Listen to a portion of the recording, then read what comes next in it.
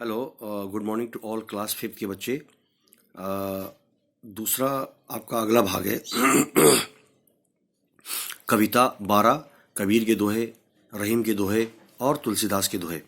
ये आपके सिलेबस में 12वां पार्ट है, भाग एक। और हमने आपको ये पहले भी पढ़ाया, समझाया भी। तो इनके अर्थ, इनके शब्द अर्थ, इसमें प्रश्न उत्तर या इसमें टिक क्रॉस जो भी है वो सारा आपको इसी भाग में आएगा। अच्छा, यहाँ से आप देखिए इसका अगला भाग ये है, ठीक है।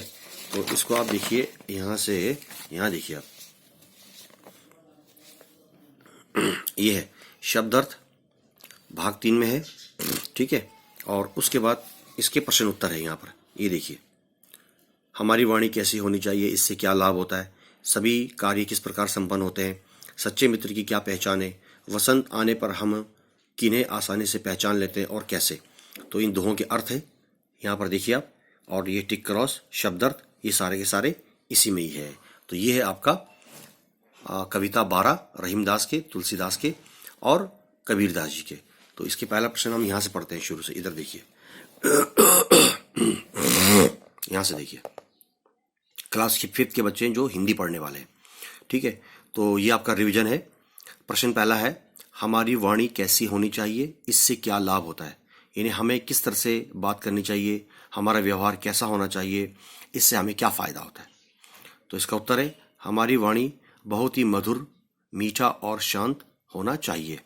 इससे सभी को प्रसन्नता एवं शांति का अनुभव होता है। जब हम अपना व्यवहार शुद्ध रखेंगे, साफ रखेंगे, और उससे हमें शांति मिलती है, मधुरता मिलती है, दूसरों को भी इससे शांति, मधुरता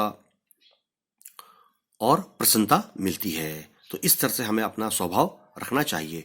कहने का अर्थ ये हुआ, हमारी वाणी, हमारी भाषा जो है वो बहुत ही मधुर और मीठी, शांत होनी चाहिए। हमें सुख और शांति मिलती है, साथ साथ सभी को सुख और प्रसन्नता एवं शांति का अनुभव होता है। अगला प्रश्न है, सभी कार्य किस प्रकार संपन्न होते हैं। जितने भी जीवन में कार्य होते हैं उनको पूरा किस तरह से करते हैं। तो आगे देखिए, इसका उत्तर है, सभी कार्य बहुत ही मधुरता, प्रसन्नता, विश्वास, धैर्यपूर्वक, सत्य, साहस एवं दृढ़ संकल्प से संपन्न होते हैं। हमारे अंदर मधुरता होनी चाहिए, प्रसन्नता होनी चाहिए, विश्वास, धैर्यपूर्वक, सत्य होना चाहिए, साहस एवं दृढ़ संकल्प से सारे काम पूरे हो जाते हैं। तीसरा प्रश्न है, सच्चे मित्र की क्या पहचान है। जो हमारा रियल फ्रेंड होता है, जो हमारा सच्चा दोस्त होता है, उसकी क्या पहचान है, हम कैसे पहचान सकते हैं।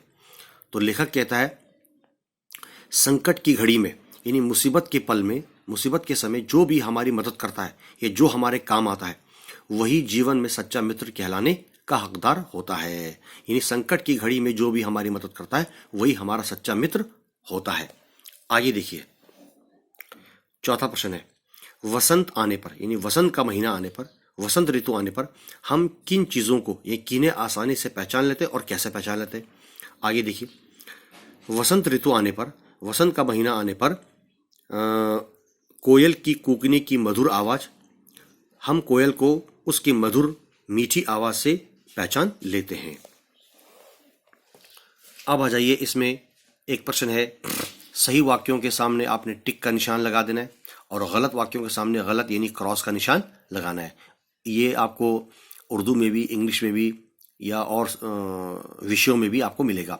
सही सेंटेंस को आपने पढ़ना है, अच्छी तरह से समझना है। अगर वो सही है तो आपने आगे ब्रैकेट में या एक डैश करके टिक लगा देना है।